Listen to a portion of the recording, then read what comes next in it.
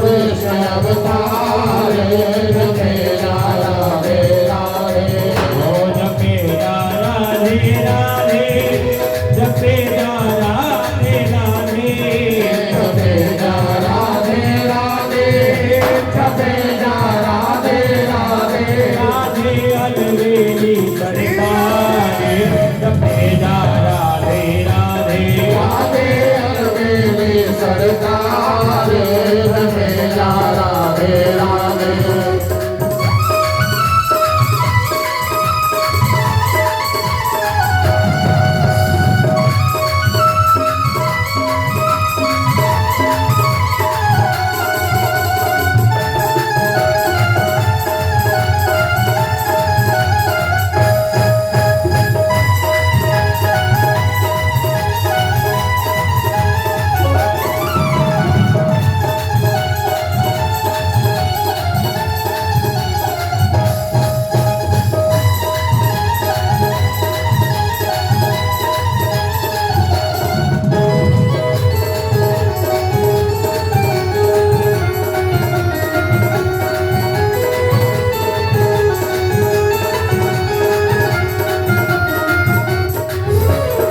जैसे कि अभी महाराज जी ने बताया है ब्रज की लीला का महत्व, इसलिए कहना है ये वृंदावन की लीला मत जानो गुड़ को छीला।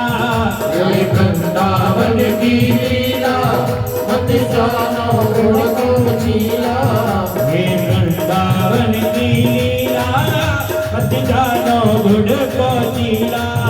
ये वृंदावन की लीला मत जानो गुड़ को छीला। या मेरे जीवनी गए हारे जपे जा राधे राधे श्री मुनि गए हारे जपे जा राधे राधे ओ जपे जा राधे राधे भजे जा राधे राधे जपे जा राधे राधे भजे जा राधे राधे ओ राधे कबूरे तन को सारे जपे जा राधे राधे राधे सर्वे सरदार जपे जा राधे राधे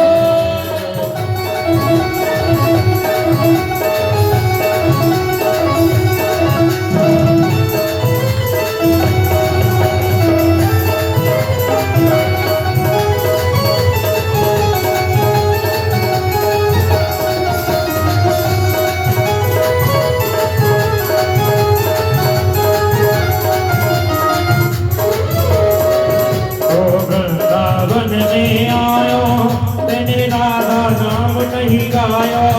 तो वृंदावन में आयो तेरे राधा नाम न गायो। तो वृंदावन में आयो तेने राधा नाम नहीं गायो। तो वृंदावन में आयो तेरे राधा नाम न गायो। ओ तेरे जीवन को देखा रे जपे जा राधे राधे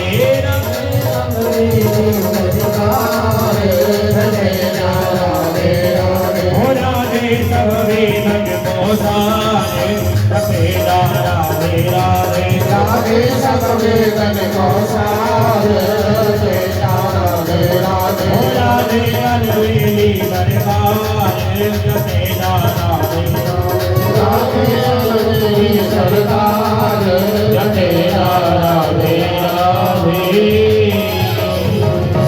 बोले वृंदावन धाम की जय हो श्री राधा रानी की जय हो अलवेली सरकार की जय हो। देवी वाले बाबा की जय हो। तो आज कन्हैया ने ब्रज मंडल ब्रजरज के महत्व को दर्शाया, इसलिए ब्रज वृंदावन में जाकर के हमें निरंतर वहां चिंतन ही करना चाहिए, सेवा भाव लेकर के ही जाना चाहिए।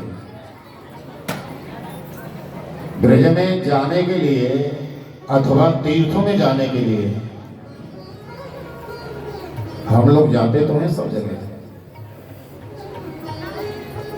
पर घर पर जो हमारे शुभ सुविधा हैं उनको छोड़ के नहीं जाते, उनको भी साथ लेके जाते। ये बड़ा आश्चर्य है। हम वृंदावन भी जाते हैं, हरिद्वार भी जाते हैं, ऋषिकेश भी जाते हैं, बनारस भी जाते हैं, अयोध्या भी जाते हैं, अन्य धर्म स्थलों पर जाते हैं। बहुत कड़वा सच कह रहे हैं हम उन सुख सुविधाएं जो हमारे पास में घर में हैं उनको साथ लेके चलते। जबकि हमारे शास्त्र पुराण वेद कहते हैं तो उन सुख सुविधाओं को तो हमें खूंटी पे लटका के जाना चाहिए, छोड़ के जाना चाहिए, तो आपका तीर्थ यात्रा करने का फल होगा, अन्यथा कोई फल नहीं। हमें तीर्थों में जाकर के केवल वहां चिंतन करना है, सेवा भाव रखना है। जैसा भी मिल जाए टुकड़ा उसे पालन, जहां भी ठहरने के लिए जैसी भी व्यवस्था मिल जाए उसी में रात्रि व्यतीत कर, तब धार्मिक यात्रा का महत्व बनता है। और ये सारी चीजें वहां भी जो हमें घर उपलब्ध हो रही है वहां भी जाकर के ढूंढते हैं, देखते हैं, तो फिर जाना ही डरते। हमें पिकनिक के उद्देश्य से नहीं, हमें केवल और केवल हरि भक्ति के उद्देश्य से, दर्शन के उद्देश्य से जाना चाहिए, धाम के उद्देश्य से जाना तो अवश्य उसका फल मिलेगा। हम तीर्थों में भ्रमण इसलिए करते हैं, धामों में इसलिए जाते हैं कि अन्य क्षेत्रे कृतम पापम पूर्ण क्षेत्रे विनश्यते, और पूर्ण क्षेत्रे कृतम पापम तो वज्रलोभो भविष्यति। अन्य क्षेत्रों में रह करके यदि हमारे द्वारा कोई पाप बन गया है तो पुण्य तीर्थ में इसलिए जा रहे हैं कि वहां जाके वो पुण्य नष्ट हो जाता है, वो पाप नष्ट हो जाता है। और वहां जाकर के भी यदि हमारे द्वारा कोई पाप कर्म बन गया तो वज्रलोभ भविष्यति, हो सका फिर कोई प्रायश्चित शास्त्रों में है ही नहीं, वेदों में, पुराणों में, शास्त्रों में फिर उसका कोई प्रायश्चित नहीं बताया। दूसरी जगह रहकर के कोई पाप बन गया तो उसका प्रायश्चित है कि तीर्थों में जाकर के वास करें, भजन करें, उससे निवृत्ति मिल जाएगी पाप से। पर वहां जाकर के किसी भी प्रकार का पाप कर्म बन गया तो भैया वो तो वज्र के समान कठोर हो गया, उसका फिर कोई प्रायश्चित नहीं। इसलिए बड़ी सावधानी वहां जाकर के रखनी चाहिए।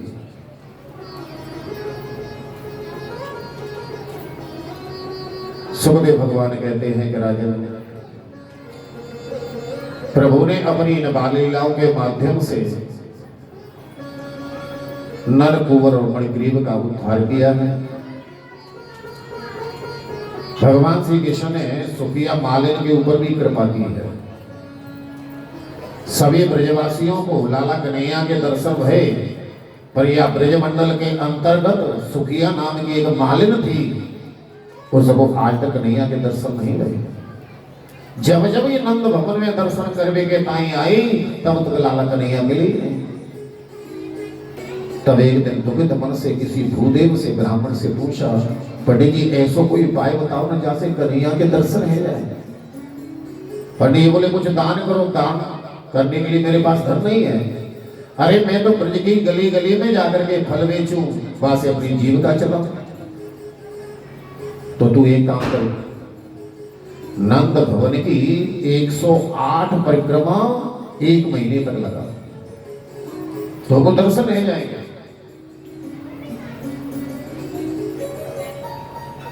चिंतन करते हुए कहीं की भी परिक्रमा लगाओ, चाहे बाबा की परिक्रमा लगाओ, भागवत जी की परिक्रमा लगाओ, किसी मंदिर की लगाओ, गोवर्धन की लगाओ, वृंदावन की लगाओ, उस समय हमारा चिंतन होना चाहिए, भजन चलना चाहिए। परिक्रमा लगाने तो जाते हैं, तो जो चर्चा कभी गांव में रह के नहीं की होंगी उन चर्चा को वहां जरूर करेंगे, क्योंकि कोई सुनने वाला है ही नहीं, आपस में खूब बात कर लो। वहां जाकर के चिंतन करो। परिक्रमा में इधर उधर की बातचीत नहीं, केवल चिंतन होना चाहिए, भजन होना चाहिए। परिक्रमा लगाते समय कभी भी दाईं तरफ सीधे हाथ की तरफ थूकना नहीं चाहिए, लवसक आदि के लिए नहीं जाना चाहिए, बाईं तरफ। ये नहीं है परिक्रमा। परिक्रमा कहते किसे? परिक्रमा का अर्थ क्या है? परिक्रमा का अर्थ सीधा सा ये समझ लीजिए, किसी भी वस्तु को बिंदु बना करके उसकी चारों तरफ घूमना।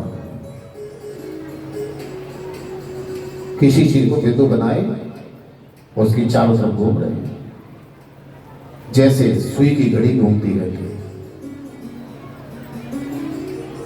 जिसकी वृंदावन के लगाए तो वृंदावन का राधा माधव का चिंतन करते हुए लगाओ।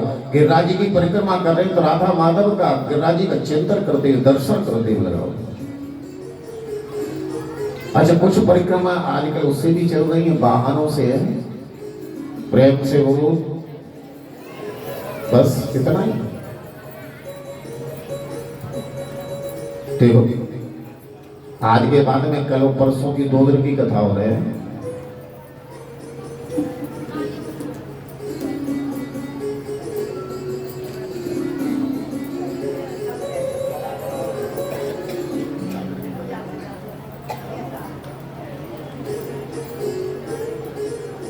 तो परिक्रमा है, आजकल वाहनों से भी लगाते हैं। अच्छा, एक बात बताओ, वाहन से जो हम परिक्रमा लगा रहे हैं, रिक्शा में बैठ गए, टमटम में बैठ करके, 4 व्हीलर आदि से, क्या वो परिक्रमा मानी जाएगी? प्रेम से बोलो, जय श्री राधे।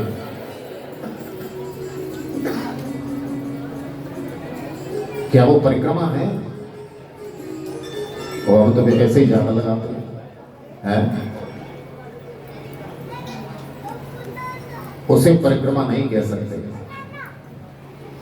वो परिक्रमा नहीं है, वो दर्शन है।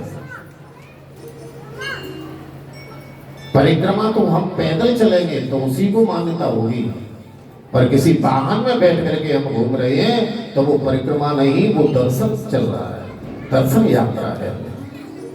उससे भी चलो सामर्थ्यता नहीं है, किसी वाहन में बैठ करके चल रहे हैं तो ध्यान रखना, नंगे पांव रखना, वाहन में जूता चप्पल पहन के मत बैठना। और उस समय भी गोवर्धन की यदि परिक्रमा कर रहे हैं तो गिरिराज जी के केवल दर्शन और कुछ नहीं, नाम जब होता रहे तो गिरिराज जी की छवि के दर्शन करते हुए चलो। वृंदावन की लगा रहे हैं तो वृंदावन के ही तरफ देखते रहो, दर्शन करते हुए चलो। तो दर्शन यात्रा है, परिक्रमा नहीं है, पर उसके दर्शन होने चाहिए, नंगे पांव होने चाहिए। परिक्रमा कभी भी झूठे मुख नहीं लगानी चाहिए। ये नहीं कि कुछ ले लिया खाते जा रहे, परिक्रमा करते जा रहे, नहीं नहीं, पहले उसे खाओ, फिर गुल्ला करो, हाथ धो, उसके बाद परिक्रमा शुरू करो। धूम्रपान भी करना है तो बैठ करके करो, गुल्ला करो, फिर उसके बाद हाथ धो करके तब परिक्रमा करो, तो आपको लाभ मिलेगा। ये नहीं खाते जा रहे हैं, बीड़ी भी जलाते जा रहे हैं, सिगरेट जलाते जा रहे हैं, परिक्रमा दे रहे, नहीं कोई फायदा नहीं। ये नहीं।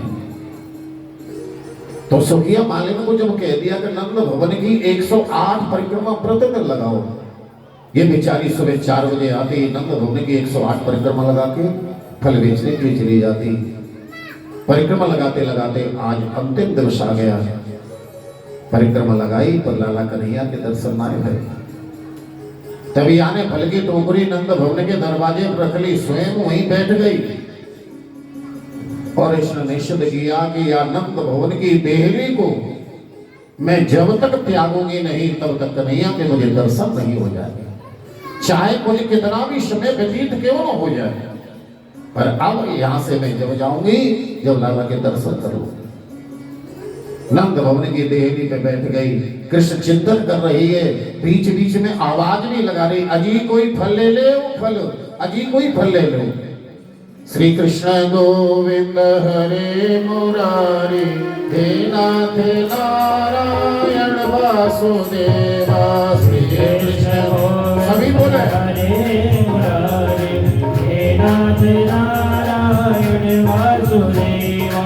श्री कृष्ण गोविंद हरे मुरारी, हे नाथ नारायण वासुदेवा।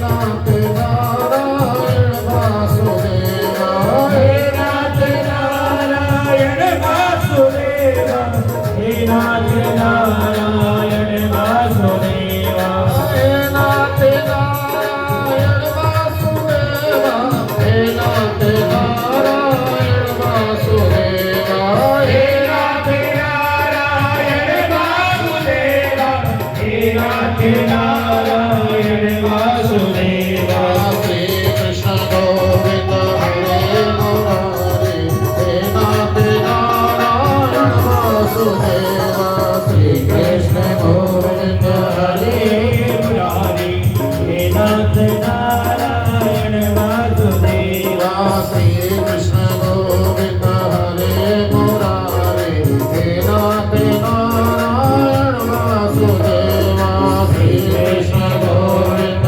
हरे मुरारी हे नाथ नारायण वासुदेवा हे नाथ नारायण वासुदेवा हे नाथ नारायण वासुदेवा हे नाथ नारायण वासुदेवा हे नाथ नारायण वासुदेवा हे नाथ नारायण वासुदेवा हे नाथ नारायण वासुदेवा हे नाथ नारायण वासुदेवा हे नाथ नारायण वासुदेवा श्री कृष्ण गोविंद हरे मुरारी हे नाथ नारायण वासुदेवा श्री कृष्ण गोविंद हरे मुरारी हे नाथ नारायण वासुदेवा कायेन वाचा मनसेन्द्रियैर्वा बुद्ध्यात्मना वा ममवशभावा श्री कृष्ण गोविंद हरे मुरारी हे नाथ नारायण वासुदेवा करोति अभ्यासकलं परस्मै नारायणाय समर्पयेत् श्री कृष्ण गोविंद हरे मुरारी हे नाथ नारायण वासुदेवा हे नाथ नारायण वासुदेवा हे नाथ नारायण वासुदेवा हे नाथ नारायण वासुदेवा हे नाथ नारायण वासुदेवा हे नाथ नारायण वासुदेवा हे नाथ नारायण वासुदेवा हे नाथ नारायण वासुदेवा हे नाथ नारायण वासुदेवा श्री कृष्ण गोविंद हरे मुरारी हे नाथ नारायण वासुदेवा श्री कृष्ण गोविंद हरे मुरारी हे नाथ नारायण वासुदेवा श्री कृष्ण गोविंद हरे मुरारी हे नाथ नारायण वासुदेवा श्री कृष्ण गोविंद हरे मुरारी हे नाथ नारायण वासुदेवा श्री कृष्ण भगवान की मेरी वाले बाबा की जय हो। तो कृष्ण चिंतन कर रहे थे बीच बीच में आवाज लगा रहे अजी कोई फल ले ले जी फल नंदलाला ने विचार किया आज तो ये सुखिया मालिन मेरे दर्शन करके ही जावेगी लाला कन्हैया दौड़े दौड़े सुखिया मालिन के पास आए और आकर के धीरे से बोले मैया हमें फल ले दो ना हाँ हाँ यहाँ छवि को निहारने के लिए सुखिया मालिन के नेत्र वर्षों से तरस रहे थे जो ही शामली सूरत को अपने समक्ष देखा तो टकटकी लगा करके निहारती ही रह गई दर्शन करते ही रह गई देखते देखते जब बड़ा देर रह गई तो लाला कन्हैया बोले अरे मैया आप तो हमें ऐसे देख रही हो कि मानो नजर लगाओगे कन्हैया भलो आपको नजर कौन लगाए सके अरे काबू नजर लग जाए जो आपके दर्शन कर ले तो बाकी भी नजर दूर है जाए तो हमें फल दे दो ना या ने विचार किया फल दे दूंगी तो कन्हैया लेके चले जाएंगे पर नेत्रों की अभी दर्शनों से तृप्ति नहीं हुई तो यहाँ एक उपाय सोच और बोली कन्हैया फल अवश्य दूंगी पर मैया से पहले धान तो लेके आओ तभी तो फल मिलेंगे यहाँ ने सोची कन्हैया जब धान लेकर के आएंगे तो फिर से वो को दर्शन है जाएंगे लाला कन्हैया दौड़ पड़े और मैया सो अपने नन्हे से हाथन में धान लेकर के आए। अब लाला कन्हैया शीघ्रता से जा रहे हैं और हाथ में जो धान के दाने थे ना वो बिखरते हुए चले गए। सुखिया मालिन के समीप पहुंचे तो 2-4 दाने ही रह गए हाथ में, सब रास्ते में फैल गए। और बोले भैया हम धान ले आए, अब तो फल दे दे हो ना। देखते सुखिया मालिन मुस्कुरा दे, हंस पड़ी। गोविंद आपके हस्त कमल में तो 2-4 दाने, पर मेरे ताई तो यही पर्याप्त है, मेरी टोकरी में छोड़ दो। इन्होंने टोकरी में छोड़ा, फल लेकर के गोविंद के हस्त कमल में रख दिए। सुखिया माले ने विचार किया आज मुझे कन्हैया के दर्शन है, अब मैं फल बेच भी नहीं, पहले अपने घर चलूं। नंद भवन की देहरी को सुखिया माले ने बार बार प्रणाम किया। प्रणाम करके फल की टोकरी सिर पर रखी, अपने घर के ताई चली गई। प्यारी परीक्षण घर पे जाकर के इलिया ने फल की टोकरी को उतार करके जब नीचे रखी तो देखा कि फल विक्रीणी तस्य चितधान्यं करद्वयं फलैरमुपरतैरतने फलवानमपूरिच। उस फल की टोकरी जो फलों से भरी हुई थी, धान के 2-4 जो दाने थे वो दोनों में से कुछ नहीं रहा। न तो वो 2-4 दाने ये नफल हैं, तो फिर क्या रह गया? माने गोविंद ने उस फल और धान के दानों की जगह पर टोकरी को रत्नों से, हीरा मोती जवाहरात से भर दिया। और इस प्रकार से लाला कन्हैया ने या सुखिया मालिन के ऊपर कृपा की। लाला कन्हैया कहते हैं कि मेरो ये अवतार ब्रज में भय हुए, ब्रजवासी की प्रेम भरी फटकार मिले कन्हैया। ब्रजवासी तो खूब डांटे ना कन्हैया है, लाड प्यार भी करें, दुलार भी करें। लाला कन्हैया माखन रोटी तो नीकी लगाई है, पर लाला कन्हैया अचारन में टेंडी को अचार सबसे नीक लगे। सबसे प्रिय अचार है कन्हैया को तो वो टेंडी को अचार है। कि बेजर की रोटी मिले प्रेम भरी फटकार, ते धरे को फल मिलो सुसफल भयो अवतार। ब्रजवासिनी की प्रेम भरी फटकार, बेजर की रोटी, टेंडी को अचार। तो कन्हैया कहते हैं ब्रज में मैंने जो अवतार लीनो है, मेरो ये अवतार सफल है। तब लाला कन्हैया ने एक दिन बाबा नंद सो कही, बाबा अब मैं बड़ाए बड़ो है गयो, कहा कहना चाहे मेरो विचार है कि ग्वाल वालन के साथ जाकर के मैं बछड़े चराऊं। लाला कन्हैया अभी अवस्था आपकी बछड़ा चराने योग्य नहीं है, जब और बड़े हो जाओगे तब बछड़ा चराइयो। नहीं नहीं बाबा, सभी ग्वाल वाल वन में चले जाए, मैं नंद भवन में रह जाऊं, मेरा मन नहीं लगे।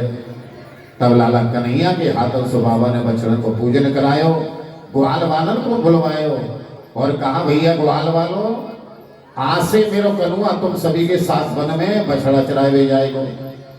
यासो कन्हैया की देख रेख की प्रकार सो रखी है। सुनते ही ग्वाल वालन को बड़ी प्रसन्नता हुई। अब लाला कन्हैया हमारे साथ ही रहेंगे। सुखदेव भगवान कहते हैं राजन, आज कन्हैया वत्सपाल बने, बछड़ाओं का पालन करने वाले। बछड़ाओं को लेकर के वन में गए, घास चरने के लिए छोड़ दिया, ग्वाल वालों के साथ खेलने लगे। वही समय पे राजा कंस को भेजो गयो, वत्सासुर नाम का दैत्य आ गया और आकर के इसने बछड़े का रूप धारण किया और इन ग्वाल वालों के बछड़ाओं के समूह में मिल गया। इस बछड़े को देख करके अन्य बछड़ाओं ने घास चरना छोड़ दिए, इधर उधर घर भागने लगे। ग्वाल वाले बोले दादा कन्हैया बछड़ा चराए भी तो हम तुरंत ना आवे, पर आज भी बछड़ा इधर से उधर भाग रहे हैं। कन्हैया बोले भैया तुम्हें पता ना है, मोकू पता है, हमारे इन बछड़न में एक दैत्य बछड़ा बन के आ गया, पर आप चिंता मत करो। लाला कन्हैया बछड़न के समूह में गए, जो दैत्य बछड़ा बनो वो आगे पीछे के दोनों पांव पकड़े और आकाश मंडल में घुमा करके पृथ्वी पर दे पटका, जिसे तत्काल उसके प्राण निकल गए। बोले कृष्णचंद्र भगवान की। ग्वाल वाल बोले दादा कन्हैया नीके रहे जो तुम आज हमारे साथ आ गए, नहीं भाई दैत्य हमें समाप्त कर दे तू।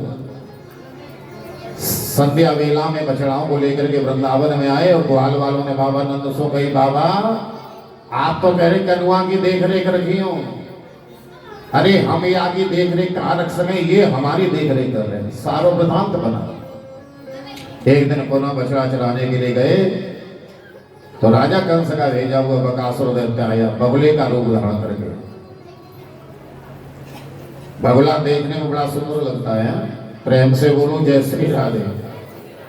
एकदम श्वेत होता है ना बगुला, और किसी जलाशय में, सरोवर में, पोखरा आदि में आके बैठ जाए तो फिर देखना कि मन इसका बड़ा एकाग्र चित्त है, देखने में भी अच्छा लग रहा है, मन भी एकाग्र चित्त है, पर इसका कृत्य ठीक नहीं है।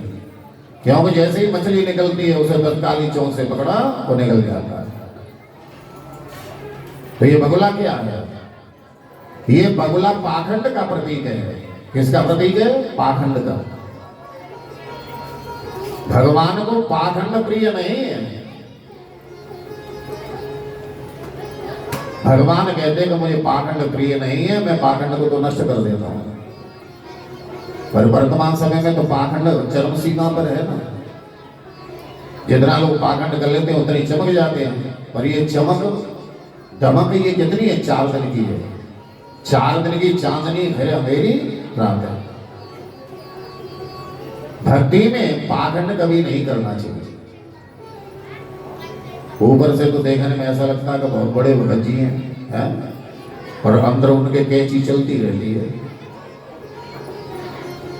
तो भगवान को ये प्रिय नहीं है। तो ये बगुला पाखंड का प्रतीक था, इसलिए भगवान ने इसको नष्ट कर दिया, समाप्त कर दिया।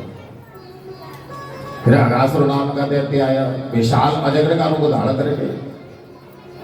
ये अजगर सर्व किसका प्रतीक है? ये लोभ का प्रतीक है।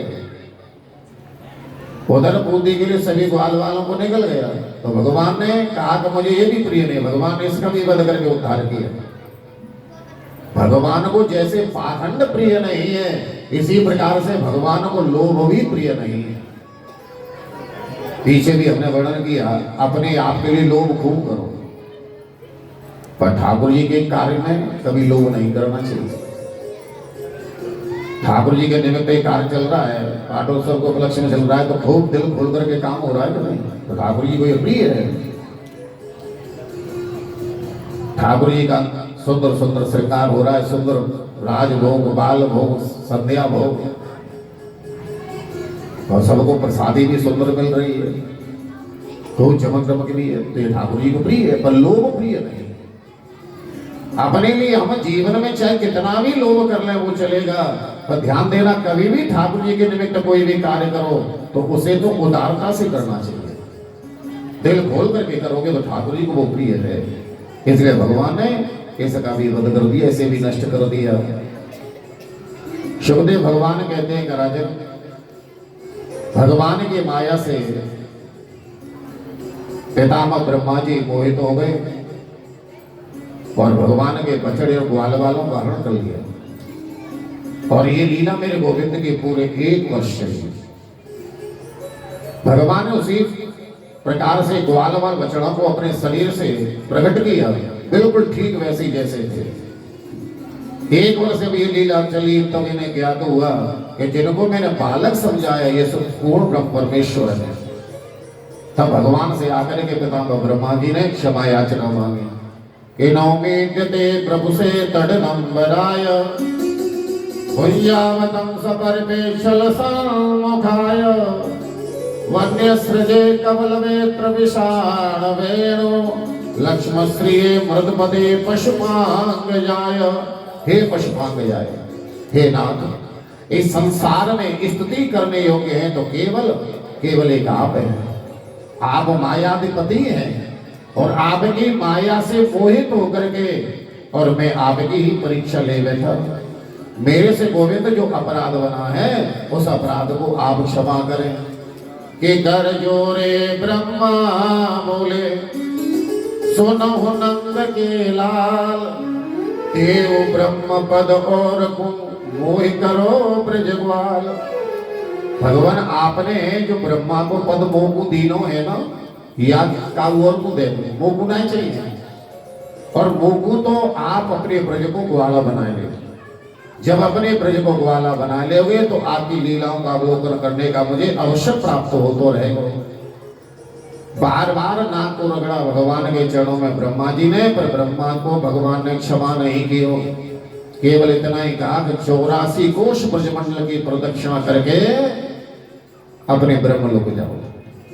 ब्रह्मा जी ने 84 कोष ब्रजमंडल की प्रदक्षिणा की और भगवान के चरणों में बार बार वंदन प्रणाम करके ब्रह्मलोक चले गए। इन्होंने अपने स्वरूप से जितने भी ग्वाल वाला बछड़े प्रकट किए थे उनको समाहित किया और उसी प्रकार से लीला पुनः प्रारंभ की।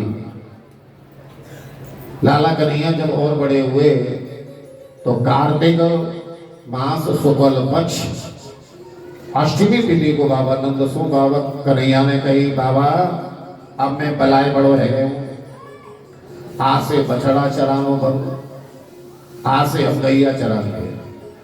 लाला अभी तो कन्हैया तेरी अवस्था बछड़ा चराने योग्य भैया, तब तक तुम कहने लगे कि हम गैया चरावेंगे। अरे कछुदन और बछड़ा चराओ। ना ना बाबा मैं तो आज से गैया चराऊंगा। लाला हटना ही क्यों करे? अरे पंडित जी के पास जावेंगे, फिर उनसे मुहूर्त पूछेंगे, पंडित जी मुहूर्त बतावेंगे, तब तुम गैया को पूजन करियो, तब गैया चरा भी लेंगे। कन्हैया बोले हमने तो पंडित जी से पहले ही पूछ ली, तो आज की तिथि बताई। अच्छा तो कन्हैया तूने स्वयं पंडित जी से मुहूर्त निकलवा लियो? हाँ बाबा आज की तिथि बड़ी शुभ है। तब कृष्ण राम के हाथों से बाबा ने गैयर को पूजन करायो, मिष्ठान खिलवाए, ब्राह्मण को दान करवाए। आज कन्हैया गोपाल बने और कन्हैया से आकर के मैया ने कहा, कन्हैया तुम गैया चराए जा रहे हो? हाँ मैया। तुम्हें गैयर के पीछे पीछे वन में भटकना पड़ेगा, या सो कन्हैया नंगे पाँव में या जूती पहन के जाओ। कन्हैया बोले मैया ठीक है, पर मेरी गैयर के ताई तो जूती बनवा दो। मैया बोली कन्हैया अरे गैया तो नंगे पाँव ही रहो करें, ये तो पशु है। कन्हैया बोले बस करो मैया, तुम माँ से पशु कह रही हो? अरे गावो विश्वस्व मातर, गाय तो सबकी माता है, तुम्हारी भी माता है, मेरी भी माँ है। जब मेरी गैया नंगे पाँव जाएंगी तो मैया मैं भी नंगे पाँव जाऊंगा, मेरी गैया जूती पहन के जाएंगी तो मैं भी जूती पहन के जाऊंगा। इसलिए तो कन्हैया का नाम गोपाल पड़ा।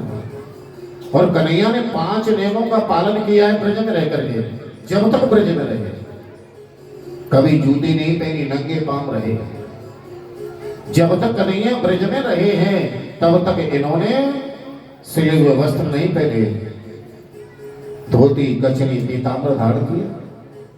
कन्हैया जब तक ब्रज में रहे केसों को नहीं कटाया।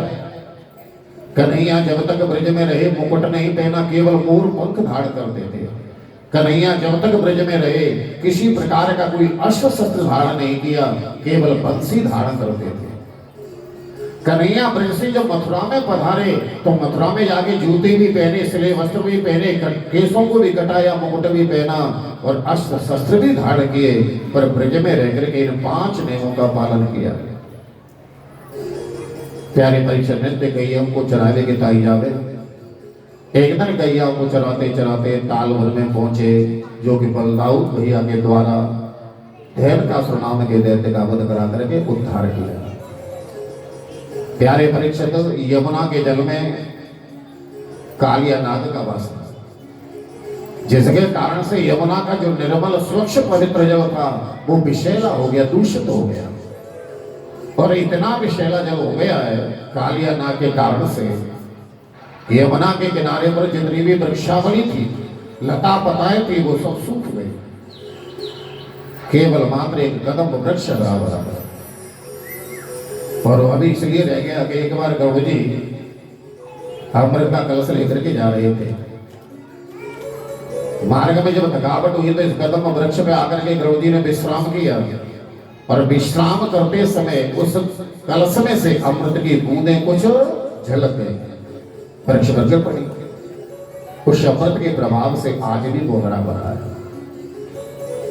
मेरे गोविंद ने विचार किया मेरे प्राणों से भी अधिक जो प्रिय ब्रजवासी हैं, गाय हैं, बछड़े हैं, इनको बड़ा कष्ट मिल रहा है क्योंकि यमुना का जल विषय रहा है। अब मैं शीघ्र इस कालिया नाग को नाथ करके रमण दे भेज दूंगा और यमुना के जल को पुनः स्वच्छ पवित्र करूंगा। कन्हैया ने सिद्ध कर लिया और एक दिन कन्हैया ग्वाल वालों को लेकर के यमुना के तट पर आए, गेंद का खेल प्रारंभ किया और खेलते खेलते गेंद यमुना के गर्भ में फेंक दी और गेंद को ही माध्यम बना करके भगवान कदम के वृक्ष पर चढ़े और वृक्ष की डाली से ऐसी एक छलांग लगाई यमुना के जल में कि 400 हाथ ऊंचा जल उछल गया। सोता हुआ कालिया नाग 1000 फणों से फंकार भरते हुए जा रहा और जो ही इस अद्भुत बालक को देखा 1000 फणों से प्रहार करने लगा। लाला कन्हैया पर छलांग लगा पुनः यह कालिया नाग घूम करके आया और कन्हैया को जकड़ लिया। पर कन्हैया ने धीरे धीरे धीरे अपने श्री अंग को इतना बढ़ाया कि इसके शरीर की जो नसें थी वो चटकने लगी और जड़ से कन्हैया को छोड़ दिया। घूम करके पुनः 1000 फणों से प्रहार करना ही चाहता था कि लाला कन्हैया ने ऐसी छलांग लगाई कि एक छलांग में इसके फण के ऊपर जाके खड़े हो गए। अब जिस फण को ये ऊपर को उठाता उसी में भगवान अपने जड़ कमल का प्रहार कर देते। प्रहार करते इसके मुख में से रुद्र बहने लगा। जिस जिस फण को उठा रहा है उसी पर भगवान अपने जड़ का प्रहार कर रहे। भगवान ने इसके फणों पर तांडव नृत्य प्रारंभ कर दिया। देवतागण पुष्पों की वृष्टि करने लगे, नाना प्रकार के वाद्य बजाने लगे। चारों तरफ से यह घोष शब्द हो रहा है, प्रभु का यह तांडव नृत्य चल रहा है।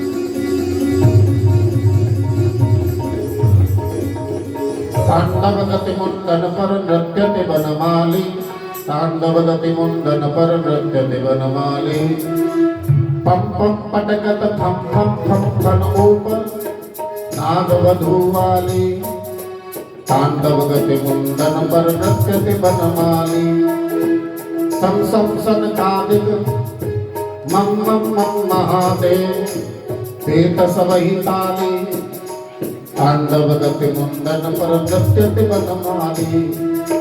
शूरदास प्रभु की बानी किम किम किम काहुन जानी, चरण पर अभय की वाणी। तांडव गति मुंडन पर नृत्यति वनमाली, तांडव गति मुंडन पर नृत्यति वनमाली। सनकादिक मुनि महादेव आदि तालियां बजा रहे हैं, पुष्पों की वृष्टि हो रही है और तांडव नृत्य करते करते करते करते ये कालिया नाग पसीना से लथपथ हो गया, शरीर शिथिल पड़ गया। तब इसे होश आया। देखने में बालक बहुत छोटा है पर इसने मुझे परास्त कर दिया। मुझे परास्त करने की यदि क्षमता है तो केवल 2 ही व्यक्तियों में, एक तो मेरे आराध्य देव प्रभु हैं और दूसरे उनके वाहन गरुड़।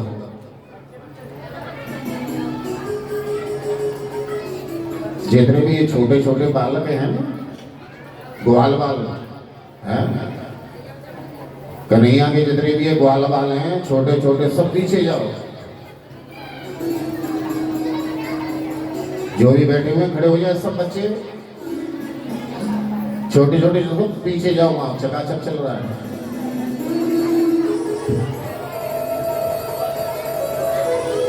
जितने भी यशोदाओं के पास में ये छोटे बालक बैठे हैं सबको भेज दूंगा। और जितने भी संत भगवान हैं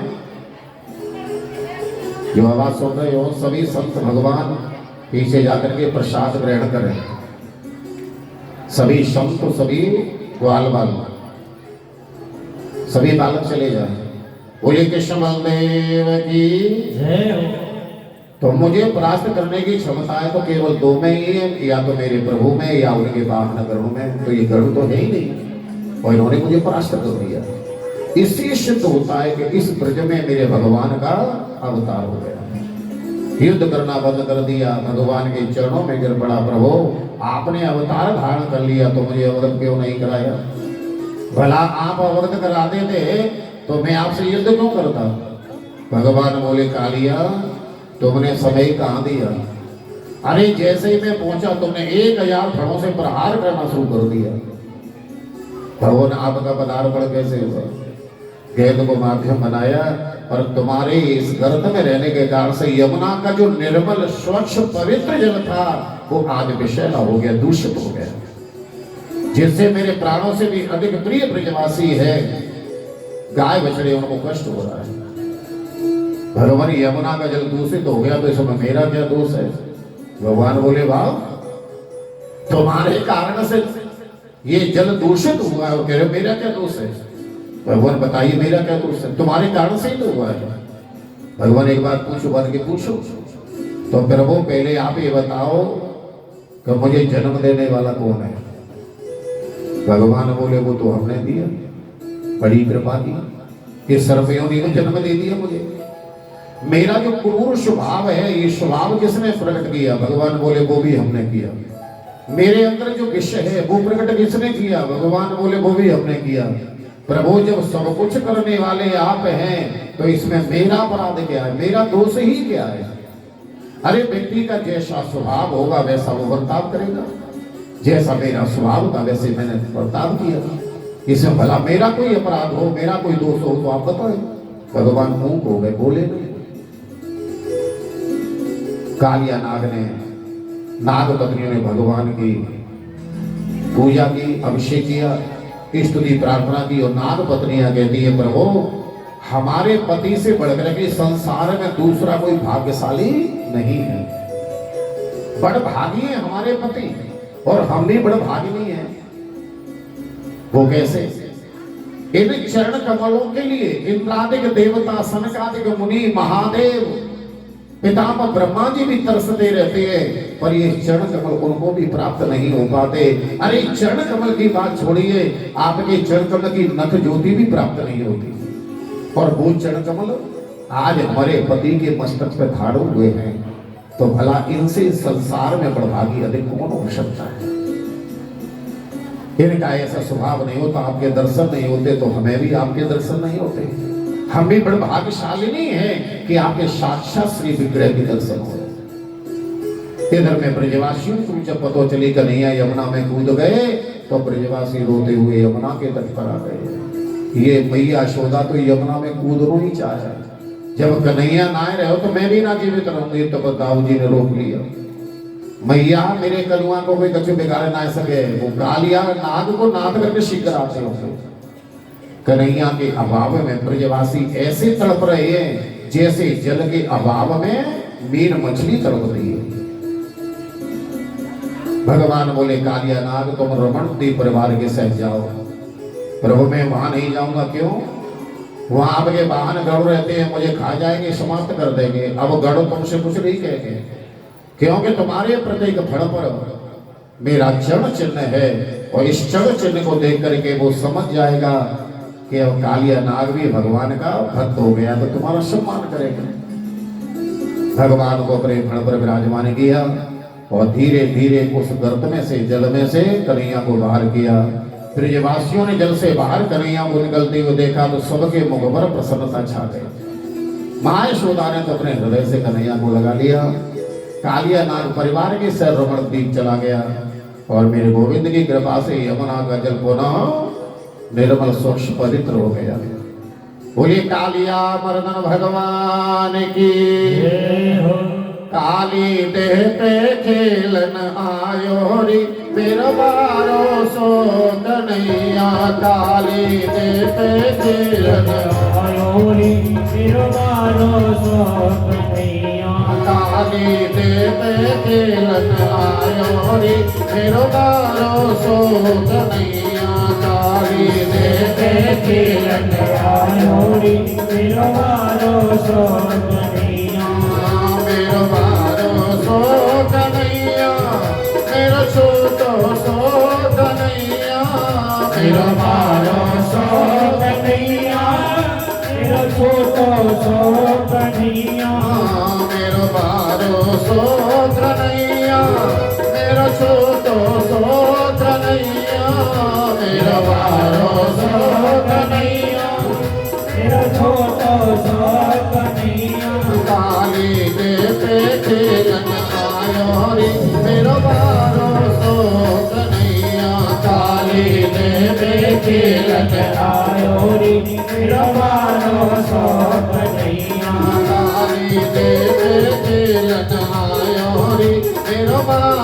सो कन्हैया काली दे खेलन आयो रे मेरा बारो सो कन्हैया ग्वाल बाल सब सखा संग में ग्वाल बाल सब सखा संग में ग्वाल बाल सब सखा संग में ग्वाल बाल सब सखा संग में ग्वाल बाल सब सखा संग में ग्वाल बाल सब सखा संग में ग्वाल बाल सब सखा संग में ग्वाल बाल सब सखा संग में को खेलर जायो रे बारो सो कन्हैया मन गे तो खेलर जायो रे मेरा बारो सो कन्हैया काली दे खेलन आयो रे मेरो बारो सो कन्हैया काली दे खेलन आयो रे मेरा बारो सो कन्हैया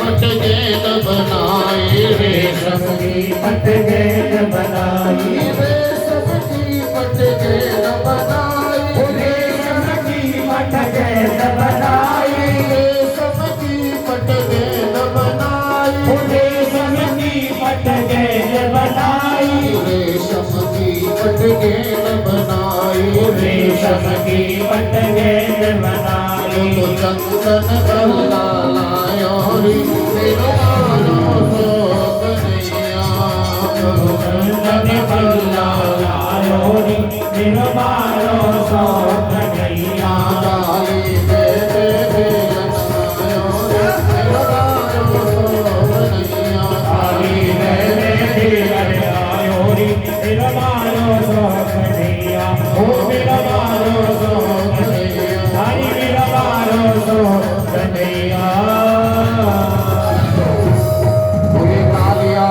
जनार्दन भगवान की। रात्रि को सभी ने यमुना के तट पर विश्राम किया और प्रातः काल होते ही अपने स्थान वृंदावन में आ गए।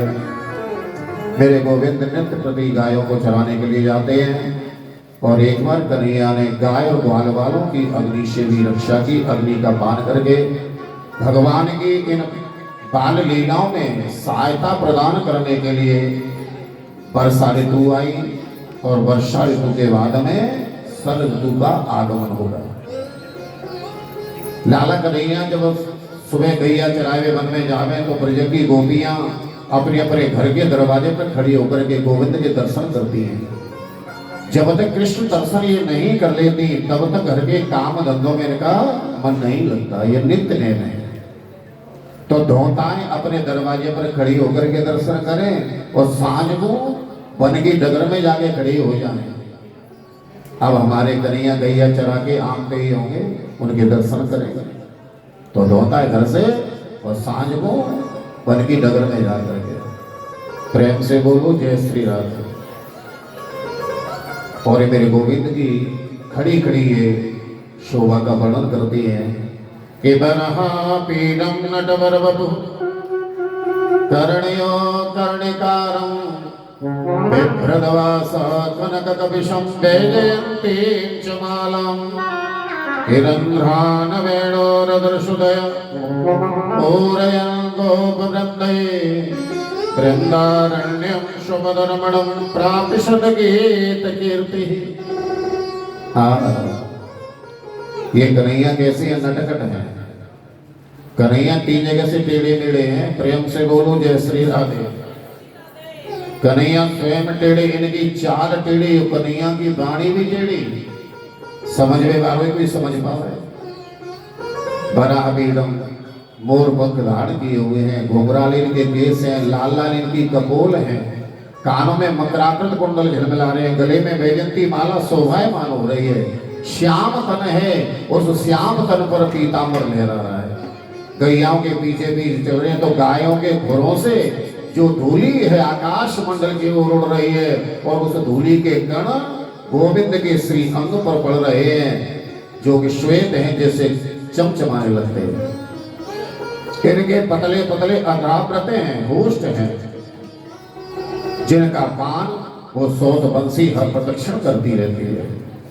इस प्रकार से सुंदरता का वर्णन करती और कन्हैया के दर्शन करके अपने अपने घर चली जाती। एक दिन इन ब्रज गोपियों ने किसी से पूछा, हाजी हमें कोई ऐसा उपाय बताओ जाए के करवे से हमें कन्हैया की प्राप्ति हो जाए। तो इनको बताया, गोपियों कृष्ण प्राप्ति करना चाहती हो तो हेमंत ऋतु के प्रथम मास में यमुना में सुबह 4 बजे जाकर के स्नान करके बालू रेत की देवी बनाओ, पूजा करो, कन्हैया मिल जाएंगे। कि हेमंते प्रथमे मासे नंद ब्रज कुमारिका हेमवेशं भुञ्जानं कात्यायन्यर्चन व्रतम्। एक मास तक कात्यायनी देवी की पूजा करोगी तो कन्हैया की प्राप्ति हो जाएगी। हेमंत ऋतु आई और उस हेमंत ऋतु के प्रथम मास में इन गोपियों ने यमुना के तट पर जाकर के 1 मास की इस साधना का, इस तपस्या का संकल्प लिया। सुबह जाकर के 4 बजे स्नान करें, बालू रेत की देवी बनावे, 1650 से पूजा करके प्रार्थना करें कि कात्यायनी महामाये महायोगे निधीश्वरी नंद गोप सुतम देवी पतिते कुरुते नमः। हे मां कात्यायनी, हम आपकी सेवा पूजा अर्चना वंदना इसलिए कर रही है कि नंद के लाला जो श्री कृष्ण हैं पतिते कुरुते नमः, पति रूप में हमें प्राप्त हो जाए। प्रार्थना करके घर आ जाती। जब मास का अंतिम दिन रह गया तो प्रतिदिन की भांति इन्होंने पुनः अपने वस्त्रों को उतार के किनारे पर रखा और यमुना के जल में जाके स्नान किया।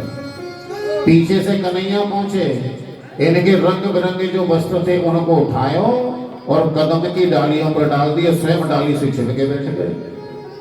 ब्रज गोपियां जल से बाहर निकली, देखा तो वस्त्र नहीं, झटपट जल के अंदर चली गई, कंठ तक जल में जाके खड़ी हो गई। अरे बहन गोपियों, हमारे वस्त्रों को कौन ले गए? एक बोली ऐसी कर तू तो कनुआई कर सके हैं। दूसरी बोली नहीं नहीं बहन यहाँ समय वो यहाँ कैसे आने लगे, वो तो मैया शोधा के बगल सो रहे होंगे। तीसरी बोली बहन देखो ना हम सभी के वस्त्र कदम पर पड़े हुए हैं, पर ये वस्त्र वहां पहुंचे कैसे, कौन ले गए उनको। अगली गोपी बोली बहन देखो देखो कन्हैया डाली से छिपे हुए बैठे हैं।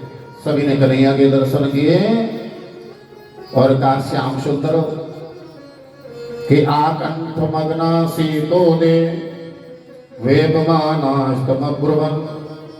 श्याम सुंदर हमारे वस्त्रों को दे दो, हम शीतल जल में कंठ तक खड़ी हुई हैं, जैसे थर-थर कांप रही हैं।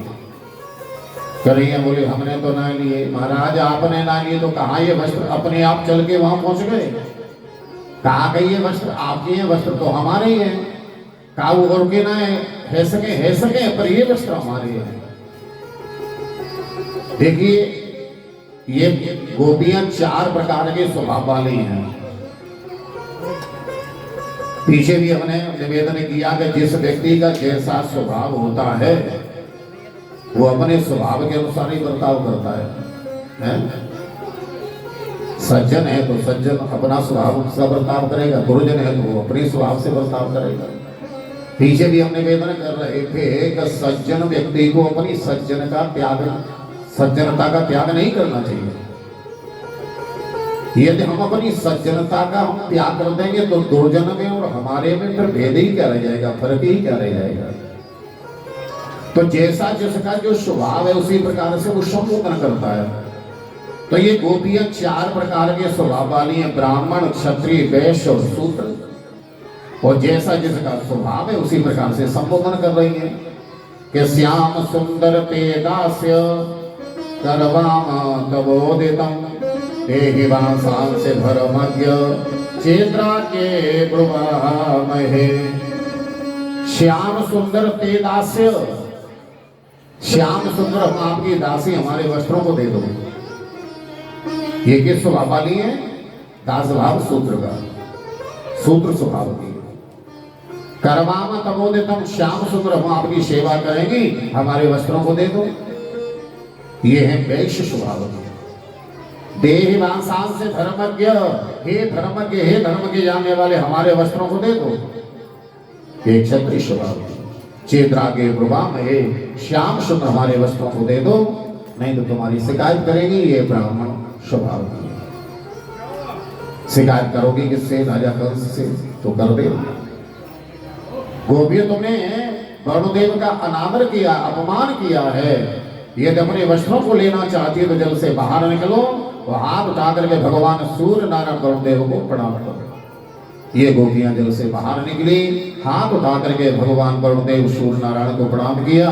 गोविंद ने इनको वस्त्र दे दिए, वस्त्रों को धारण कर लिया। तब कन्हैया ने इन गोपियों को वचन दिया कि अगली सर्वपूर्णमासी को मैं तुम्हारे साथ महारासलीला करूंगा।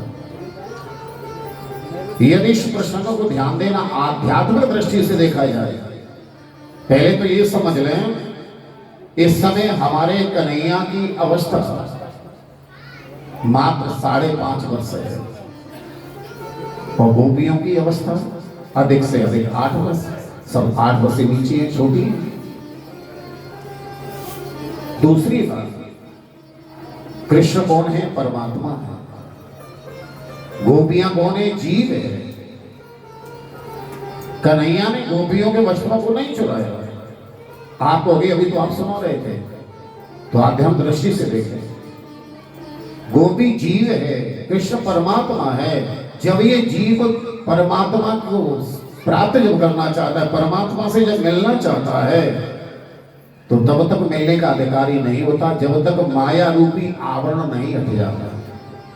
भगवान ने गोपियों के वस्त्रों को नहीं चुराया, भगवान ने गोपियों के माया रूपी आवरण का हरण किया है। ये वस्त्र क्या है? ये माया है।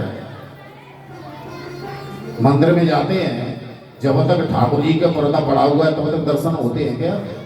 नहीं होते। और तो जब पर्दा खुल जाता है तो दर्शन होने लगते हैं। तो ये पर्दा क्या है? ये माया है।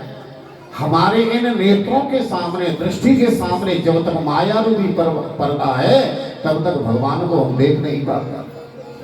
और जब माया रूपी पर्दा हट जाता है तो भगवान के दर्शन होने लगते हैं। इसलिए तो अंत के समय पर जितने भी होते हैं वस्त्र आदि सब हटा दिए जाते हैं ना। भाई माया इसके साथ नहीं जानी चाहिए। गले में धागा है, कोई है तो उसे हटाओ ना। माया में बना नहीं होना चाहिए, तब न मुक्त होगा जीव। तो भगवान ने इनके वस्त्रों को नहीं, माया का हरण किया। ठीक है, चलो माया का हरण किया तो हाथ क्यों उठवाए? हाथ क्या है? क्रिया शक्ति है। हमारे हाथ दो क्रिया शक्ति है, जिसमें से एक है लोकापवाद रूपी, दूसरा है लज्जा रूपी। हमारे जीवन में जब तक लोकापवाद का डर है, लज्जा का भय है, तब तक हम भक्ति नहीं कर पाते। जब तक हम भक्ति नहीं कर पाते, ये जब हम लजाते ही रहेंगे, शर्म आती रहेगी तो भजन कर पाएंगे क्या? भक्ति कर पाएंगे? यहाँ से कथा सुन करके जाएं, जो नहीं आते होंगे। आजकल तो बहुत बड़े भगत जी बन रहे हो, भक्ता नहीं बन रही हो। आए दिन डेरी वाले बाबा पे, आए दिन गोवर्धन वृंदावन। अब लोग भगत जी कहने लगे अब नहीं जाएंगे, हमें शर्म आ गई, लजा गए। लोकापवाद, आए दिन इधर से उधर घूमते हो, घर के काम धंधे तो देखते ही नहीं, ये लोकापवाद है। तो लज्जा लोकापवाद का जब तक हमारे हृदय में डर है, तब तक हम भक्ति नहीं कर पाते। जिस दिन हाथ उठा देते हैं, इस संसार में चाहे कोई कुछ भी कहता रहे, हमें भगवान का भजन करना है तो करना ही है, तो फिर भगवान हाथ पकड़ लेते हैं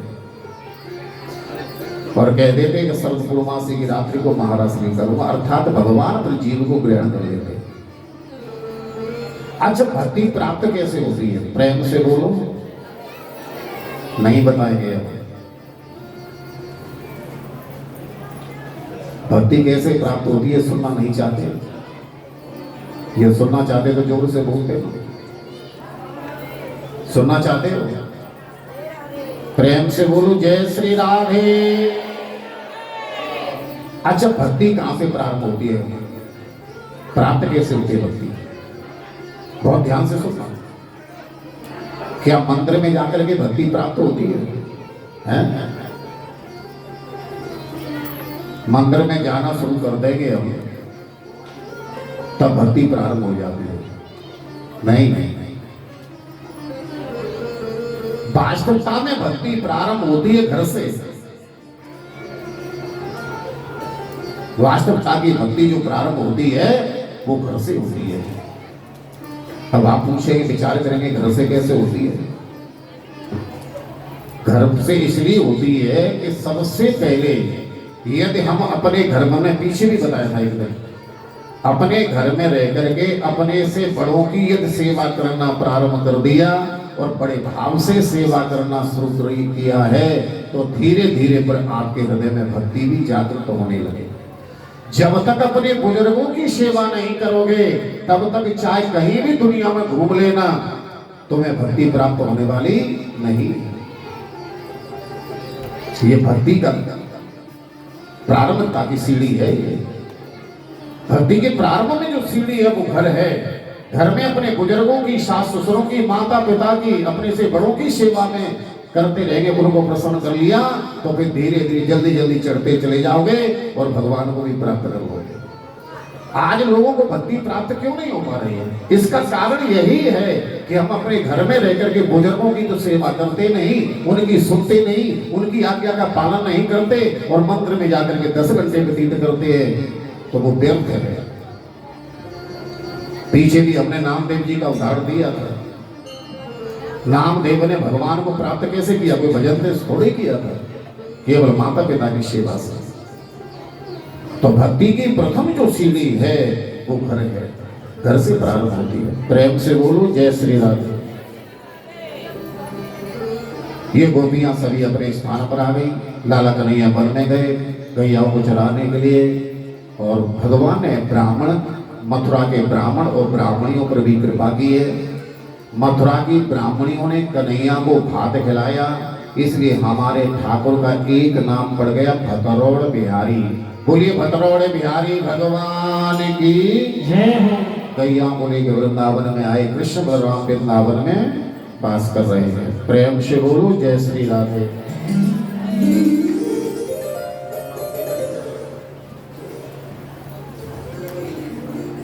वृंदावन में वास करते हुए एक दिन लाला कन्हैया ने देखा कि माँ यशोदा रसोई घर में जाकर के नाना प्रकार के व्यंजन ढेर सारे तैयार कर रही है, तो वो भी घृत में गाय के घी में बड़ी महक चल रही, खुशबू आ रही साहब। कन्हैया ने जाकर के पूछो मैया, घर में तो गिने चले 4-5 प्राणी हैं और तू ढेर सारे इतने पकवान काहे ताई बना रही है? तो मैया बोली कनुआ, प्रतिवर्ष की भांति इस वर्ष भी हम सभी ब्रजवासी मिलकर के कल पूजा माई करेंगे जय जय की। कन्हैया बोलिए जय जय की कहाँ बुलाए, जय जय की कायसों के हैं? मैया बोली इतनों समय मेरे पास आए, तू अथाई पे बाबा के पास जा, बाबा से पूछियो।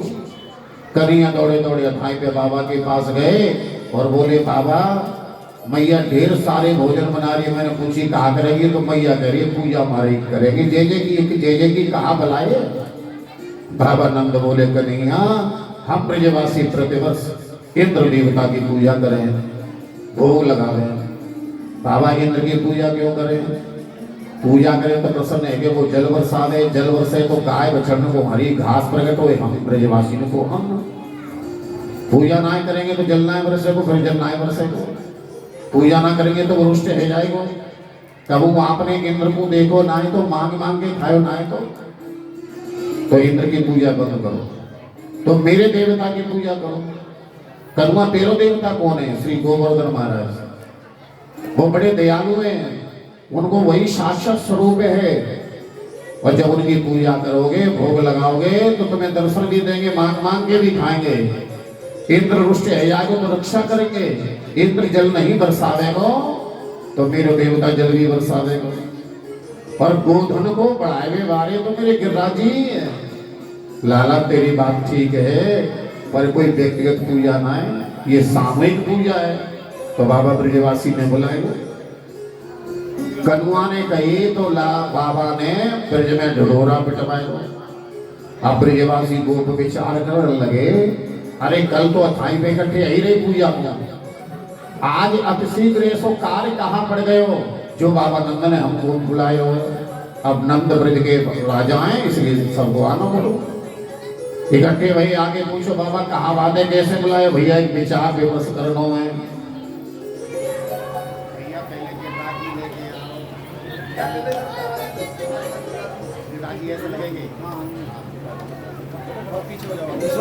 बोलिए नंद के लाला की। चुप कर जा, याद लगाओ। मेरो लाला कह रहा हूँ कि इंद्र की पूजा बंद करो और मेरे देवता श्री गोवर्धन महाराज की पूजा करो। ठीक है, आज आपके लाला इंद्र की पूजा बंद करा रहे हैं, कल का और को पूजन बंद कराएंगे। जो तुम्हारो लाला कहे वही हम करें, हम ना कर सके ऐसे। कन्हैया बोले भैया ब्रजवासियों जब तुमने इंद्र को देखो नहीं, कभी मांग के नहीं खाए हो तो पूजा से कहा लाभ है? मेरो देवता गोवर्धन महाराज तुम्हें दर्शन भी देंगे, मांग मांग के भी खाएंगे, इंद्र से रक्षा भी करेंगे। जब कन्हैया ने जोर लगा के कहा तो ब्रजवासियों ने आपस में विचार किया, भैया कन्हैया कह रहे तो एक बार देख लो, और जो कन्हैया कह रहा वो हमें सब कुछ मिलो तो ठीक है, नहीं तो अगले वर्ष से फिर से इंद्र की पूजा करेंगे। सभी ने विचार करके कह दिया ठीक है कन्हैया हम तुम्हारे देवता को पूजन करेंगे, पर भैया ये तो बताओ पूजन को नियम का है, हम तो जाने ही ना तेरे देवता को पूजन। तो भैया 1650 से पूजा होगी, पूजा सामग्री और 56 प्रकार के भोग तैयार करो। सभी ब्रजवासी जय घोष बोलते हुए चले गए अपने अपने घर। जाकर के सभी ने तैयारियां की और बैलगाड़ी छकड़ने में भोजन सामग्री पूजा सामग्री ऐसे नहीं।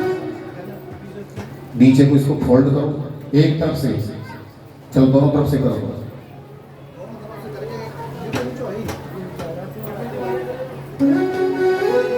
देख लो एक तरफ से करो, पहले आगे से फोल्ड करो। आगे से हो गया?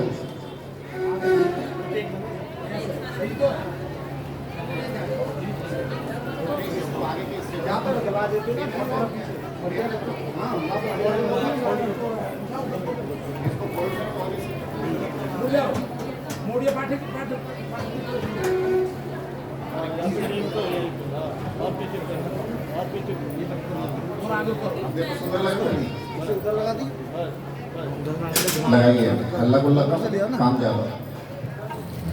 बोले कृष्ण बलदेव की। सभी अथाई पर भोजन सामग्री पूजा सामग्री लेकर के ब्रजवासी गोप गोपी ग्वाल वाल गाय बछड़ों को लेकर के इकट्ठे हुए। मैया यशोदा ने भी सारी सामग्री बैलगाड़ी चक्रण में रखवाई। आज सभी ब्रजवासियों को बड़ी प्रसन्नता के लाला कन्हैया के देवता की पूजा करेंगे और लाला कन्हैया के देवता के दर्शन भी करेंगे। ब्रजवासियों को जब देखा कन्हैया ने कि सभी इकट्ठे हो गए हैं, तो आज कृष्ण बलराम बाबा नंद मैया यशोदा रोहिणी ब्रजवासियों को लेकर के गोवर्धन की तलहटी की ओर जा रहे हैं। तो आइए पहले कल के बारे में सुन लें। प्रेम से बोलो जय श्री राधे। कल के कथा प्रसंगों में 11 बजे से इंद्र का दमन, रासलीला की कथा, उसके बाद में कन्हैया का ब्रज से मथुरा गमन, कंस वध, शांतिपुर गुरु के पास जाकर के विद्याधन करना, उद्धव गोपी संवार, जरासंध का मथुरा नगरी पर बार बार आक्रमण, 18वीं बार कालवन के शहर से आक्रमण करना, मथुरा से पलायन, द्वारका का निर्माण, द्वारका में वास, और कल इसी समय प्रसंग होगा लाला कन्हैया और रुक्मिणी जी का मांगलिक विवाह। कल कृष्ण रुक्मिणी विवाह होगा इसी समय, ठीक है। तो कल मुख्य प्रसंग है कृष्ण रुक्मिणी विवाह। आइए अब तन से शरीर से सब लोग यहीं रहे, ठीक है ना, और मन से कहाँ चलोगे? गिरिराज जी गोवर्धन। तो गोवर्धन के सभी ने दर्शन किए ही हैं। यहाँ से मन से मान से गोवर्धन चले, वहाँ की छवि को मन से ही निहारते रहे, गोवर्धन की मन से ही परिक्रमा करेंगे, मन से ही ठाकुर जी का भोग लगाएंगे और पूजा करके सभी यहाँ पूजा करके परिक्रमा करते हुए अपनी जगह पर बैठते जाएंगे, ठीक है ना। सभी लाइन से आएंगे, अभी नहीं, जब हम कहता हो पहले गोवर्धन पहुंचो। बोले गोवर्धन महाराज की जय हो। मैं तो गोवर्धन को जाऊं मेरे वीर नाय माने मेरो मनुआ। मैं तो गोवर्धन को जाऊं मेरे वीर नाय माने मेरो मनुआ। मैं तो गोवर्धन को जाऊं मेरे वीर नाय माने मेरो मनुआ। मैं तो गोवर्धन को वीर नाय माने। क्या नाम है? ये ऐसे नहीं लगती है। इधर देखो, आगे का हिस्सा उठाऊंगा, पीछे का हिस्सा अंदर, हाँ ऐसे क्रम से लगाओ। और ये प्लेट पीछे कर लो, जो प्लेट है जो छोटी छोटी पीछे करो, सब प्लेट होगी।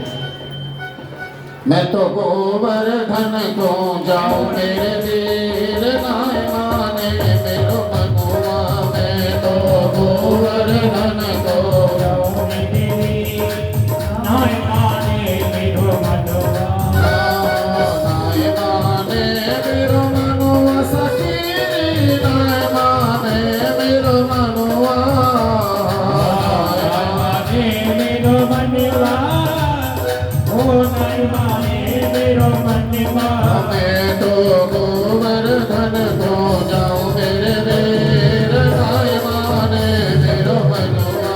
मैं तो गोवर्धन को जाऊं मेरे वीर नाय माने मेरो मनुआ।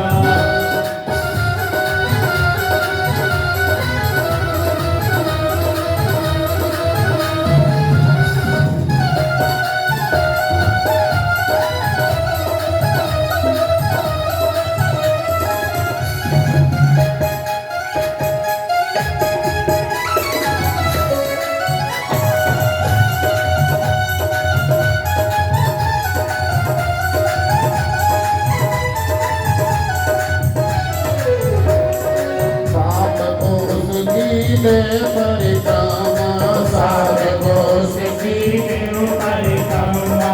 सात कोस सीते परिक्रमा। सात कोस कीले परिक्रमा। सात कोस सीते परिक्रमा। सात कोस कीले परिक्रमा। सात कोस सीते परिक्रमा। तो मानस गंगा नाम मेरे वीर नाय माने मेरो मनुआ। मैं तो गोवर्धन को जाऊं मेरे वीर नाय माने मेरो मनुआ। मैं तो गोवर्धन को जाऊं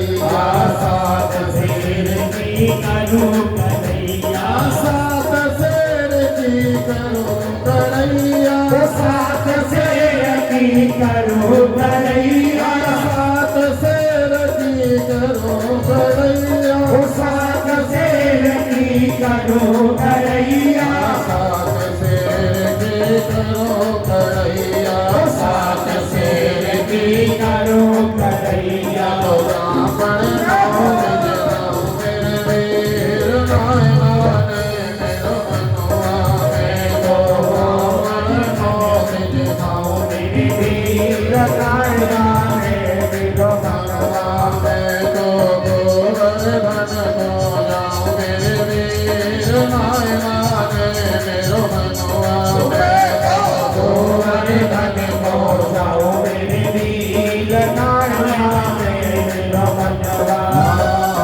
श्री गिरिराज पे दूध चढ़ाओ श्री गिरिराज पे दूध चढ़ाओ श्री गिरिराज पे दूध चढ़ाओ श्री गिरिराज पे दूध चढ़ाओ श्री गिरिराज पे दूध चढ़ाओ श्री गिरिराज पे दूध चढ़ाओ परति को भोग लगाओ मेरे वीर नायकाने मेरो मनवा में तो परति को भोग लगाओ मेरे वीर नायमाने मेरो मनवा में तो गोवर्धन को जाओ मेरे वीर नायकाने मेरो मनवा में तो गोवर्धन को जाओ मेरे वीर नायमाने मेरो मनवा नायकाने मेरो मनवा सजी नायकाने मेरो मनवा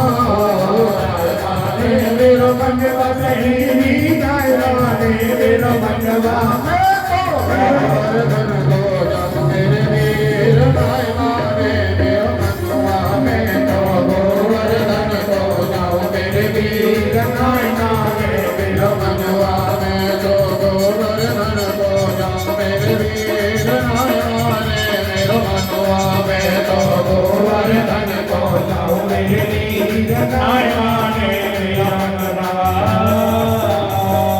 पूरी कृष्ण बलदेव की श्री गोवर्धन महाराज की कृष्ण बलराम भैया ये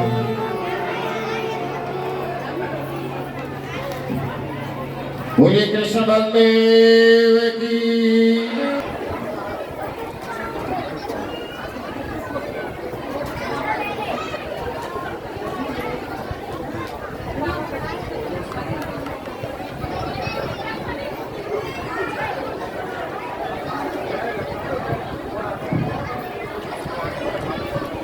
बोलिए श्री गोवर्धन महाराज की कृष्ण बलदेव की कृष्ण बलदेव की सभी बैठ करके वहीं से कृष्ण बलराम के दर्शन करते रहे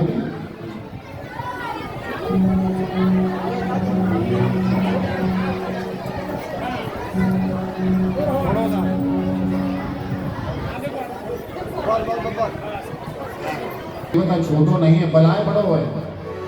तब कन्हैया ने उसी क्षण अपने मन से वहां गंगा को प्रकट किया, इसलिए उसका नाम मानसी गंगा पड़ा। बोलिए मानसी गंगा। पूजा वही पूजा करने के बाद में 56 प्रकार के भोग अर्पण किए, तुलसी दल छोड़ा, पर्दा बंद किया तो ब्रजवासी एक रूप से पूज रहे हैं, दूसरे से पूजवा रहे थे और हजारों भुजाओं को फैला फैला करके मांग मांग के खाए। अब ब्रजवासी तो कछु सोच के गए, कन्हैया के देवता को भोग लगाएंगे, संत ब्राह्मण को भोजन कराएंगे, गैयन को खिलावेंगे, हम प्रसाद लेंगे, कछु घर को लावेंगे, पर वहां तो सब थाल खाली है, कछु शेष नहीं बचो।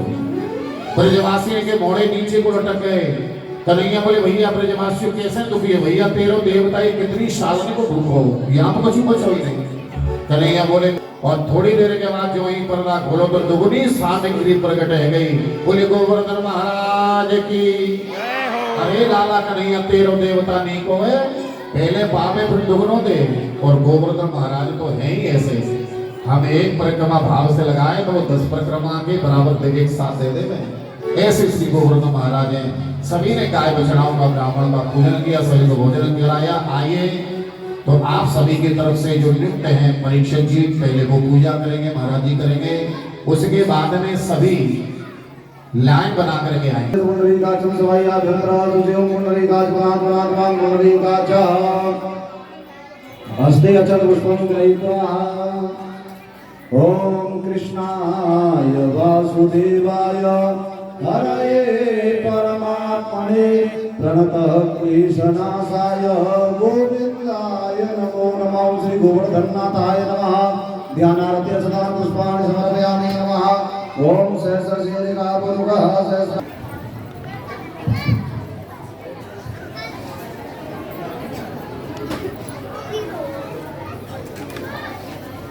ओम वनस्पति रसो भूतम गंधाद्यो गंधोत्तमा आग्रेय सर्वदेवानां धूपोऽयं प्रतिगृह्यताम्।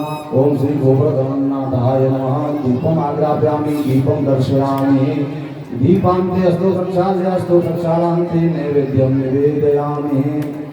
थोड़ी कुर्सी ले। ओम त्वदीयम्बरस्तु गोविन्द तुभ्यमेव समर्पये प्राणः समुखो भूत्वा प्रसीद परमेश्वर। ओम श्री गोवर्धननाथाय नमः। नैवेद्यं निवेदयामि, नैवेद्यान्ते तुलसी जलं समर्पयामि नमः। तुलसी दलान्ते आचमनं जलं समर्पयामि नमः। द्रवदक्षिणां समर्पयामि नमः। ओम हिरण्यगर्भः समवर्तताग्रे भूतस्य जातः पतिरेक आसीत् पृथिवीं कसै देवाय हविका विधेमः। ओम भूर्भुवः श्री गोवर्धननाथाय नमः। दक्षिणां समर्पयामि नमः। दक्षिणां प्रार्थयेत। हाथ में भाग से पूछो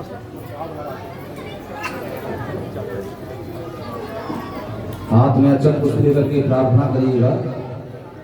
ओम बंसी विभूषित करा नवनीरदाभात पीताम्बरा तरुण बिंबफला दरोष्टात् पूर्णेन्दु सुंदर मुखा दरबिंद नेत्रात् येष्णात् परं किमपि तत्त्वमहं न जाने। कस्तूरी तिलकं ललाटपटले वक्षस्थले कौस्तुभं नासाग्रे परमौक्तिकं करतले वेणुकरे कंकरं सर्वांगे हरिचन्दनं सुललितं कंठे च मोक्तावली गोपश्री परिवेष्टितो विजयते गोपाल चूड़ामणि। ओम श्री गोवर्धननाथाय नमः। प्रार्थना पूर्वकं नमस्करोमि। छोड़ दीजिएगा। बोली गोवर्धन महाराज की जय हो। इस गोवर्धन पूजा में ध्यान देना, केवल ब्रजवासी नहीं है, बड़े बड़े ऋषि मुनि भी सम्मिलित हो रहे हैं। और ऋषि मुनि नहीं कि धतुर भंगा विषपान बेहलो हिमाद्र पुत्री सहितो गणापत श्री कृष्ण गोविंद हरे मुरारी हरे मुरारी हे नाथ नारायण वासुदेव। श्री कृष्ण। माता पार्वती अपने गणों के सहित आरुह्य नंदीश्वर मादि वाहनम, अपने वाहन नंदी पर बैठ करके भोले बाबा माता पार्वती गणों के सहित गिरिराज समाह मंडलों गिरिराज की तलहटी में आए और ब्रजवासियों के साथ गोवर्धन महाराज की पूजा कर रहे हैं। तो भोले बाबा भी पूजा कर रहे हैं। हम लोग केवल वहां जो वस्तु रखी हुई है, ये मैं सोच रहा था हम भी इसका भोग लगाए, ठीक है। आप सभी की तरफ से जो नुक्ते हैं पूरी बस्ती की तरफ से परीक्षक जी और महाराज जी, हाथी के पाँव में ही सबके पाँव आए हैं, जो कहावत है? तो मुख्य यजमान ने आपकी तरफ से जो नुक्ते हैं, यहाँ के बाबा जो मेहनते उनके द्वारा पूजा होगी, सांस्कृतिक भोग लग गया है, इसलिए आप लोग खड़े होकर के आकर के केवल दर्शन करते हुए, पूजा करते हुए वैसे ही परिक्रमा लगाते हुए बैठते जाएंगे, ठीक है? एक साथ अपनी लाइन से चले एक तरफ से और जगह छोड़ करके। बोले गोवर्धन महाराज की, तीन लोक से न्यारे है गोवर्धन महाराज। हाँ गोवर्धन महाराज हमारे प्रभु गोवर्धन महाराज, गोवर्धन महाराज हमारे गोवर्धन महाराज। छटा तेरी तीन लोक से न्यारी है गोवर्धन महाराज। गोवर्धन महाराज।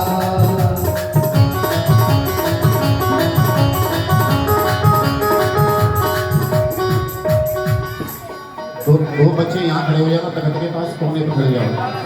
सर्वे सर्वे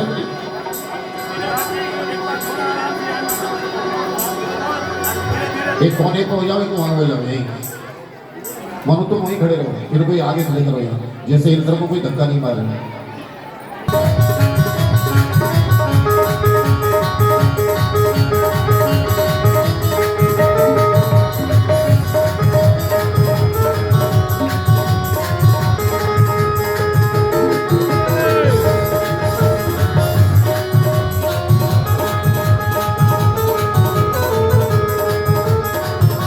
मानसी गंगा का स्नान, मानसी गंगा का स्नान, मानसी हरा फिर शुक्लेश्वर का ध्यान, हरा फिर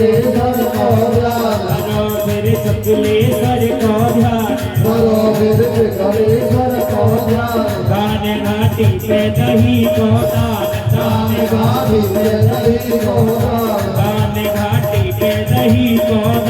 गान घाटी पे दही को दान, हरो परिक्रमा की तैयारी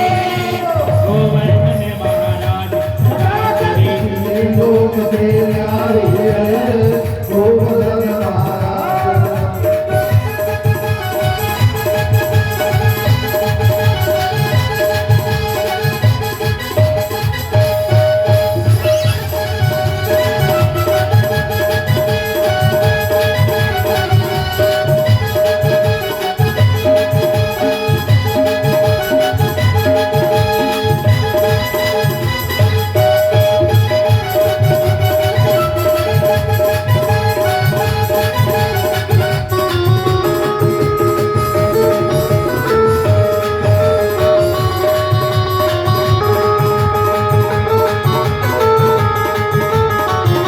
इंद्र को मनवर्धन कीनो,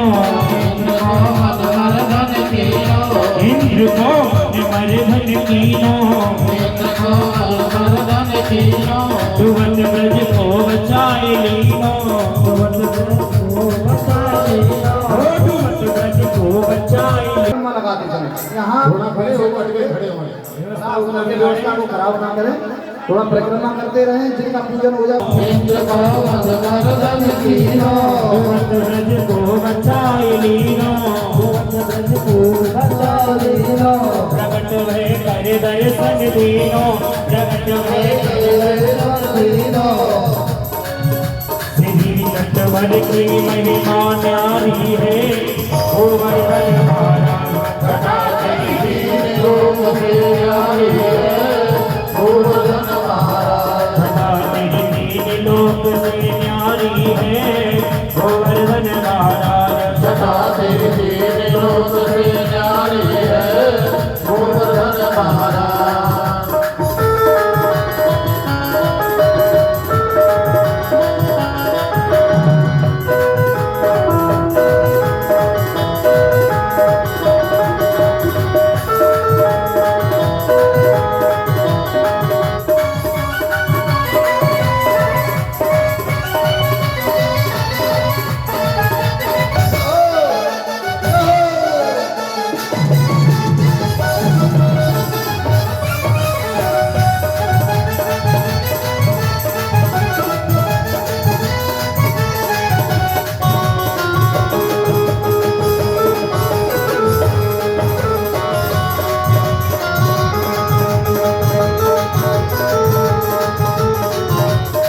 जन पड़े रहे चोर भक्ति जन पड़े रहे चोर भक्ति जन पड़े रहे चोर भक्त जन पड़े रहे चोर शिखर के ऊपर नाचे मोर शिखर के ऊपर मुकुट विराज रहो श्री गोवर्धन महाराज महाराज तेरे माथे मुकुट विराज रहो।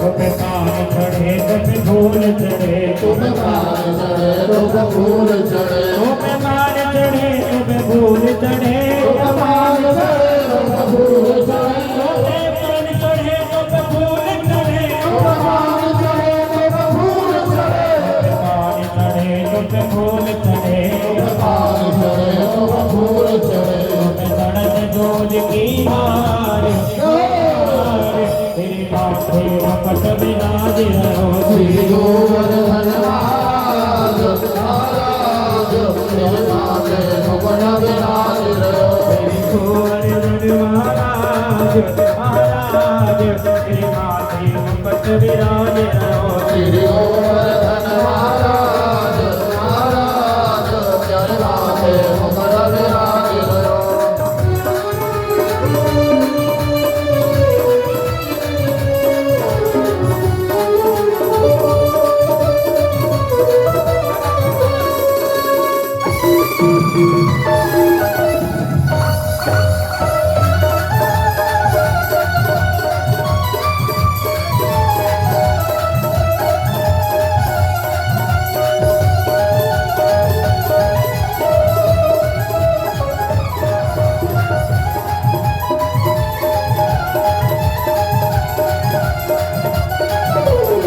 तेरी सात कोस की परिक्रमा तेरी सात कोस की परिक्रमा तेरी सात कोस की परिक्रमा सात कोस की परिक्रमा परिक्रमा दे रही है अम्मा परिक्रमा में परिक्रमा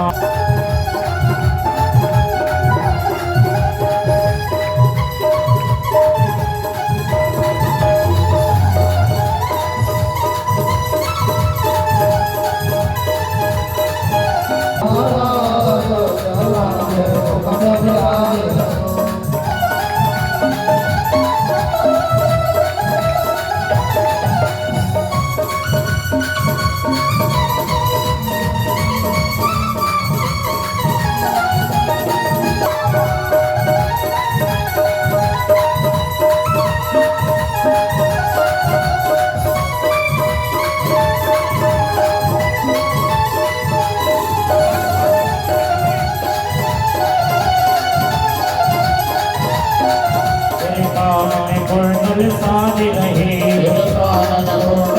ओ विशाल तेरे बातें मुकुट विराज रहो श्री गोवर्धन महाराज महाराज तेरे माथे मुकुट विराज रहो। ओ तेरे तेरे माथे मुकुट विराज रहो। श्री गोवर्धन महाराज महाराज तेरे माथे मुकुट विराज रहो श्री गोवर्धन महाराज महाराज तेरे माथे मुकुट लुक लुक दाऊ जी की फूलशरी के लौठा के इंद्र दमन की जतीपुरा की जतीपुरा की मुखार विंद की चकलेश्वर महादेव की कुंड की श्री कृष्ण कुंड की श्री नारद कुंड की कुसुम सरोवर की मानसी गंगा की मानसी गंगा की, दान घाटी की, श्री के लोठा की, गिरिराज धड़ भगवान की, आज के आनंद की, यज्ञ महोत्सव की, यज्ञ महोत्सव की। जय जय श्री राधे। ब्रजवासियों ने और आप सभी ने गोवर्धन महाराज का पूजन किया और बड़ी श्रद्धा भाव के साथ में आकर वापिस आ गए। यहाँ से आगे के कथा प्रसंगों को कल 11 बजे से श्रवण करेंगे, जिसमें इंद्रदमन रास पंचाध्यायी, प्रभु का मथुरा से ब्रज से मथुरागमन, कंस वध, द्वारिका का निर्माण, द्वारिका में वास और कृष्ण